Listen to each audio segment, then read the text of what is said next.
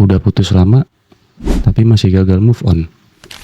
Filosofi Jawa bilang, sabar sadarmu, tansah eling lan waspada. Sabar sadarmu sendiri berarti nikmati proses, karena nggak ada sesuatu yang instan. Tansah eling lan waspada, berarti jangan mudah terpancing, apalagi kepancing mantan yang sok kasih perhatian. Ada beberapa trik biar lu mudah move on. Yang pertama, gak usah stalking, apalagi kepo. Nanti itu malah makin bikin susah buat lupain kenangan sama dia. Yang kedua, cari kesibukan baru.